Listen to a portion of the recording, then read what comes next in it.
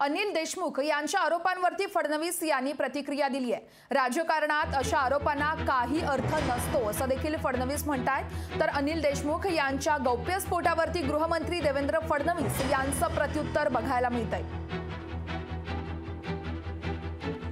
दरम्यान लोकशाहीच्या मुलाखतीचे महाराष्ट्राच्या राजकारणात देखील पडसाद उमटल्याचं बघायला मिळतंय। अनिल देशमुख यांच्या गौप्यस्फोटावरती गृहमंत्री देवेंद्र फडणवीस यांनी देखील प्रत्युत्तर दिलंय। इतक्या उशिरा का सांगतायत ते? योग्य वेळी सांगायला पाहिजे होतं ना। मला असं वाटतं की राजकारणामध्ये अशा स्टेटमेंटला काही फार अर्थ नसतो, त्याच्यावर फार रिॲक्शन द्यायची नसते। तर अनिल देशमुख यांच्याकडे कोणता व्हिडिओ बॉम्ब आहे असा सवाल उपस्थित केला जातोय। ऑफर देणाराचा ऑडिओ व्हिडिओ देशमुखांकडे असल्याची माहिती अनिल देशमुख यांनी लोकशाही मराठीच्या पॉडकास्टमध्ये दिली आहे। भाजपच्या कुठल्या नेत्याचा व्हिडिओ देशमुखांकडे आहे असा सवाल आता उपस्थित केला जातोय।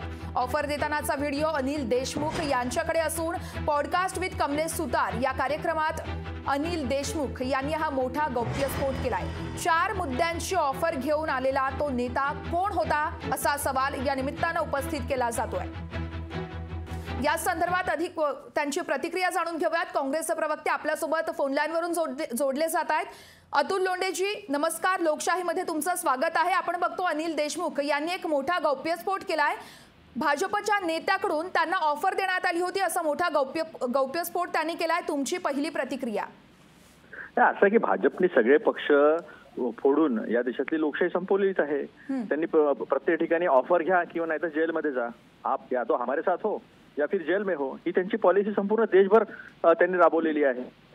आता ज्या लोकांनी ती मान्य नाही केली त्याच्यामध्ये मग आता संजय राऊत पण आहे, त्याच्यामध्ये अनिल देशमुख आहेत, जेलमध्ये जाऊन आलेत, पण त्यांनी मान्य नाही केलं। आता अनिल देशमुखांकडे त्याचा जर पुरावा असेल तर त्यांनी तो मांडला पाहिजे।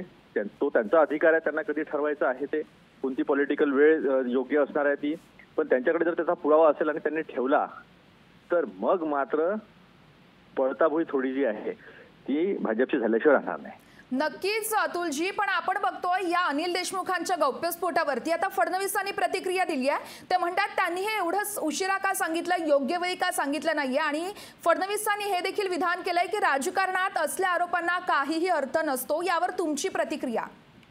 असं आहे की तुम्ही गुन्हा आज केला असेल, काल केला असेल, परवा केला असेल, तो गुन्हा जेव्हा समोर येईल तेव्हा गुन्हा सिद्ध होईल ना।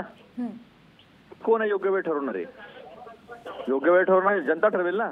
तुम्ही प्रत्येक गोष्टी तुमच्या रावर झाले की याला काही तथ्य नाही असं कसं? त्यांच्याकडे जर व्हिडिओ बॉम्ब असेल आणि तो त्यांनी टाकला आणि जे सत्य असेल तर जनता त्याचा विचार करेल ना। धन्यवाद तुम्ही दिलेल्या तुमच्या प्रतिक्रियेसाठी। तर आपण बघतोय फडणवीस यांनी प्रतिक्रिया दिली आहे। गृहमंत्री फडणवीस यांनी अनिल देशमुख यांच्या विधानावरती प्रतिक्रिया दिल्याचं आपण बघतोय। त्यांनी हे एवढं उशिरा का सांगितलंय, योग्य वेळी त्यांनी हे सांगायला हवं होतं असं आता फडणवीस यांनी म्हटलं आहे। अनिल देशमुख यांच्याकडे नेमका कोणता ऑडिओ बॉम्ब आहे, व्हिडिओ बॉम्ब आहे, या प्रश्नांना आता उधाण आलंय। कोण आहे त्या ऑडिओ बॉम्बमध्ये, व्हिडिओ बॉम्बमध्ये ऑफर देणाराचा एक व्हिडिओ अनिल देशमुख यांच्याकडे असल्याची त्यांनी माहिती दिली आहे। भाजपच्या एका बड्या नेत्यानं अनिल देशमुख यांना ऑफर दिली होती आणि त्या ऑफर देतानाचाच व्हिडिओ अनिल देशमुख यांच्याकडे असल्याची माहिती त्यांनी पॉडकास्ट विथ कमलेश सुतार या कार्यक्रमात दिली आहे। खरं तर या कार्यक्रमात त्यांनी अनेक मोठे गौप्यस्फोट केले। 4 मुद्द्यांची ऑफर घेऊन आलेला तो नेता कोण आहे असा सवाल या निमित्तानं उपस्थित केला जातोय। लोकशाहीच्या मुलाखतीचे महाराष्ट्राच्या राजकारणात देखील मोठे पडसाद उमटल्याचं आपल्याला बघायला मिळतंय। अनिल देशमुख यांच्या गौप्यस्फोटावरती अनेक राजकीय नेत्यांनी प्रतिक्रिया दिली आहे।